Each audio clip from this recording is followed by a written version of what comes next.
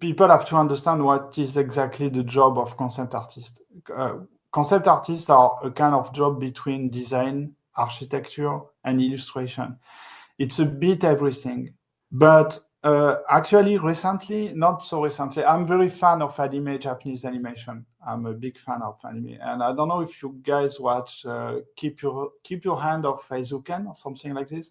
It's an anime, and it's about the job we are doing. And they gave a definition of what is concept art, and to me, that's the most intelligent definition of what it is. The job we are doing, we are doing preliminary images. This is the job we are doing. You start at the beginning of something with nothing, and you have to create ideas and suggest ideas. That's the job we are doing, and then you have to illustrate these ideas. It's a preliminary work, but then after you can continue this work to polish this work and to create a very, very specific design, like industrial design. But at the beginning, this is what we are doing. Going into TRON Legacy, how did you become part of the project in 2010? Was your first movie, right? Yeah, it was my first movie, but TRON Legacy was kind of a crazy thing because before TRON Legacy, I worked on different video games, like I don't remember exactly, it was a long time ago, like Assassin's Creed and the Deus Ex and kind of game, and I become like more realistic in my style, using 3D, using different stuff, and typically this is the kind of images I was looking for a long time ago. So the way that started, I think I was working for Square Enix, and in the same times we start a company, a studio. We named a studio Steamboat Studio long time ago. So we start to sell the studio and our art as a team and not as an individual artist.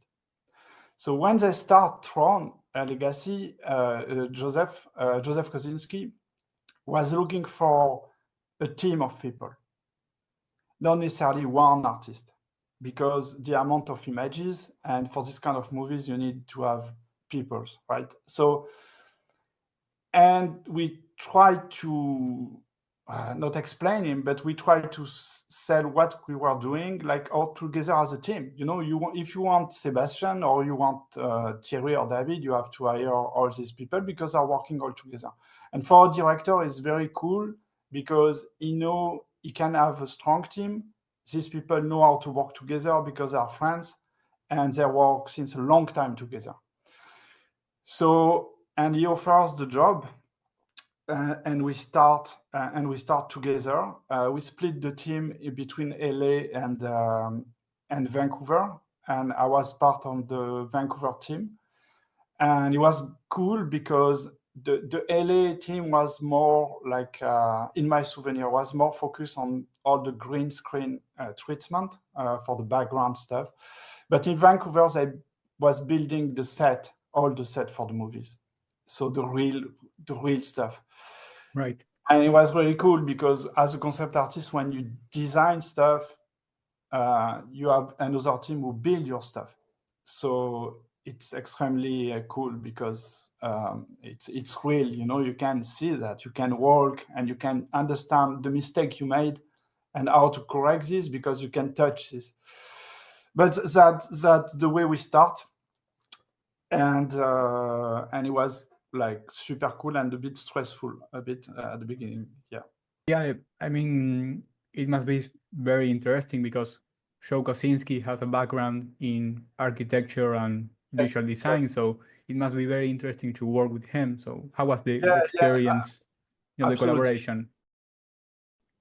Yeah, absolutely. I think it just we realized like what is really a good image for a director. A good image is a useful image. That means something with the information is looking for. That means the lighting, the design, the texture of things.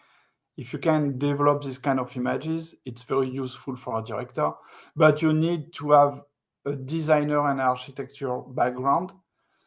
more than an illustrative background, because this is design and architectural constraint with lighting and differencing. So yeah, but I said it was stressful because when we start, I mean, we come after Sidmid and Moebius, because they work on the first one, and just that, because Moebius and Sidmid are kind of my heroes, like probably a lot of concept artists. I mean, we are doing this job thanks to them, actually, especially Sidmid. I met many times, but yeah, so it was like a lot of pressure for young people, young concept artists like us. I can imagine. Yeah, so I was going to ask about, because I understand that Kosinski and the producers wanted to maintain, to be faithful to the original movie, but at the same time, give something new, show something new to the audience. So what was your main influence and your reference for the work? Be faithful for the original movie, or at the same time, follow some creative thoughts from Kosinski? What was the... Yeah, mainly all the references was come from Kosinski. He was sharing a lot of stuff about other designer, architectural stuff, especially on the materials. Kosinski was, in my souvenir, Joseph loved very minimalistic things. So very pure design, very nice architecture. After TRON LEGACY, he made Oblivion. It's in the same direction with the different color and stuff, but it's very minimalistic, very pure, very nice design. So yeah, he brings a lot of architectural references, and we try to work with this kind of stuff. Yeah.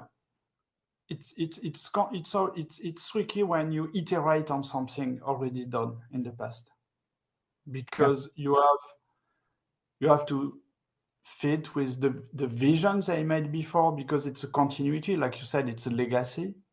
But in the same times, you have to bring something new, different, and something people will accept, and something impressive. So how early in the process of TRON LEGACY did you become part of the movie? I mean, how early was the production when you entered the movie? I think it was at the beginning. 2008, around that time, maybe? Wow, it was a long time ago. The one what released the movie already was in 2010, December 2010. December 2010. So I have to check on my website, because usually I put dates. But we start at the beginning when they start to build the team, So there was the script was full at that time. I mean, I don't know about the script, because I remember. Now it's a good question, actually, because I remember when we start, the first thing I did was to read the script. We open the door of the studio, we build our stuff, put our computer, do all the stuff you do usually, and I put the script on my Wacom tablet. I took the script, go in a room, and I read this to the end. So it was like, it was done, but in my souvenir, it was in work in progress. But yeah, I remember the first thing, yes, was to read this big thing. To me, the great thing about TRON LEGACY was the amazing experience to work on this movie, because people was absolutely amazing. I met some crazy artists like Ben Procter or Dylan Cole, or this kind of people was like really more than amazing artists. Are like, I mean, I learned a lot with these people. Just checking the work of these people was unbelievable. And I have a great souvenir in a good way to Joseph Kosinski. It was, I mean, the team was amazing, and it's not all the time the case. Sometimes you can work on on the cool movies, but the team can be tricky or complicated for different reasons. But TRON Legacy was absolutely gorgeous. I mean, going to the creative process from your work, did you have the freedom to introduce any ideas for the designs, or were you just following the notes from Kosinski, or you had? We always try to bring ideas, in what we are doing. As soon you understand what people are looking for, it's not something you have to do because it's not a constraint like this, but the constraint is clearly, well, the constraint, when you work on TRON Legacy, you will never do a concept like for, I don't know, another kind of movie, you know a bit the kind of architecture and shapes he's looking for. So we try to evolve and iterate around this and suggesting ideas, but ideas can be also about the lightings or about anything, Darren Guilford was to me a blast in terms of art. First of all, he was an amazing people, really, really. Clearly the kind of people you want to meet in the production because they are extremely gentle, super smart, they help you. And artistically speaking, he was like really, really impressive. And I remember he was designing a bit this kind of shapes, he rationalized this kind of language in the shape, but he was doing this with a little laptop and SketchUp. And I was really impressed because the shape of TRON Legacy are complicated to do, especially in 3D, long time ago. It was tricky. And I remember when I saw him working like this, I was just trying to understand what he was doing, because you have to continue this work, you have to iterate and find other combination of shape. So the first thing you have to do as a concept artist is to understand the language he's using before to use and to try to compose something with this language. The first thing is to be sure you understand what you read, and you need to start to have a vision in your mind to draw this or to paint this. And usually in the movie industry, the deadline are very short. It's not like in the video game. And you start the morning, and maybe your director will come back in 2 hours or at the end of the day, and you need to have images ready. Right. So usually when people are looking for super beautiful images with like a beautiful illustration, like you can see on ArtStation or this kind of website, they miss the point, because it's not about this. This is about your ability to resolve the problems in a very short time as a designer and not as an illustrator. Because then after, if they like the design and they need illustration, they will probably hire an illustrator to paint what you made in concept. Or maybe they will ask you if you're good enough. But that means sometimes people who have super rough images are a bit surprised to see, oh, it's a bit sketchy, it's a bit rough. But yeah, it's a work of a couple of hours with some pressure, So yeah. Yeah. I want to ask you about these works. You made these ones, right? Yeah, but it was later. Yeah, I mean, It was later because this thing of TRON Legacy was another contract with Disney. Or after the movies, they hired me to do this comic book. How was the process? I mean, I have them. They are fantastic. Yeah, we did many, and it was a very different work. Actually, it was more stressful than the movies for me because it was more illustrative. And once they contact me was after the movies. This thing was controlled by very marketing constraint, like in terms of, because it was for kids. And just to find the style and to be sure you fit with the style, it was a bit complicated. It was a bit tough. But honestly, I didn't do alone this comic book because the amount of images was too big. So I made a team. Two concept artists was working with me, and we worked together. But it was my contract was hire people, and we try to produce the good amount of images every week to be sure they like it. But it was great. I was happy to do because I was absolutely out of my comfort zone, because this is not about design or architectural stuff. It was about like doing illustrative stuff. Yeah. How many pieces did you make? Do you remember the number? 100. It was a lot. Yeah. It was a lot because, but you know, the just to come back on what I said, the weird thing was just to, you know, when you check the Tron visual direction, it's very minimalist and very slick, but they pick a painting style very opposite to this. So it was a bit weird, but it was super interesting to do. Yes, 100 images, because I remember after this contract, I took like several months of vacations. So it was just like I was not burned, but it was just, you know, like you need really to stop during months. Yeah. So how do you see the future of concept art in movies and video games with new technologies such as artificial intelligence?